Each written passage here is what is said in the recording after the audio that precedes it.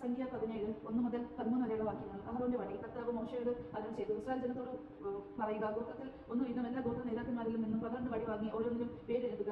ലേവി ഗോത്രത്തിന്റെ വടിയിൽ അഹറോന്റെ പേരെഴുതുക. കാരണം ഓരോ ഗോത്രത്തലവനും ഓരോ വടി ഉണ്ടായിരിക്കണം. സമാധാന കൂടാരത്തിൽ ഞാൻ നിങ്ങൾക്ക് ദർശനം അനുവദിക്കുന്ന സാക്ഷ്യ പേടകത്തിന് മുൻപിൽ നീ അവ വയ്ക്കണം. അവ തിരഞ്ഞെടുക്കുന്നവന്റെ വടി തളർക്കും. അങ്ങനെ നിങ്ങൾക്കെതിരെയുള്ള ഇസ്രായേൽ ജനത്തിന്റെ പിറുപിറുപ്പ് ഞാൻ അവസാനിക്കും. മോശ ഇസ്രായേൽ ജനത്തോട് സംസാരിച്ചു. എല്ലാം ഗോത്രത്തലവന്മാരും ഗോത്രത്തിന് ഒരു വടി എന്ന കണക്കിൽ 12 വടി മോശയ്ക്ക് കൊടുത്തു. അഹറോന്റെ വടി മറ്റു വടികൾക്കൊപ്പം ഉണ്ടായിരുന്നു.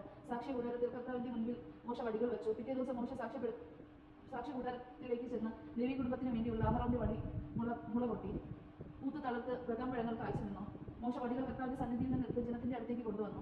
ഓരോരുത്തരും സ്വന്തം വടി നോക്കി എടുത്തു. കർത്താവ് മോശയോട് അരുളി ചെയ്തു, അവരുടെ പിറുപിറുപ്പ് അവസാനിക്കുന്നതിനും അവർ മരിക്കാതിരിക്കുന്നതിനും കലഹക്കാർക്ക് ഒരു അടയാളമായി സൂക്ഷിക്കുന്നതിനും വേണ്ടി അഹറോന്റെ വടി സാക്ഷ്യ പേടകത്തിന് മുൻപിൽ വയ്ക്കുക. മോശ അപ്രകാരം ചെയ്തു. കർത്താവ് കൽപ്പിച്ചതുപോലെ അവർ പ്രവർത്തിച്ചു. ഇസ്രായേൽ ജനം മോശയോട് പറഞ്ഞു, ഇതാ ഞങ്ങൾ മരിക്കുന്നു, ഞങ്ങൾ നശിക്കുന്നു, ഒന്നൊഴിയാതെ ചത്തൊടുങ്ങുന്നു. കർത്താവിന്റെ കൂടാരത്തിൽ സമീപിക്കുന്ന ഇവനും മരിക്കുന്നു, ഞങ്ങൾ എല്ലാവരും നശിക്കണം. ദിവസമാണ് നാം കേട്ടത്. നമുക്ക് ദൈവത്തെ സ്തുതിക്കാം. ക്രിസ്തു, എനിക്ക് സ്തുതി.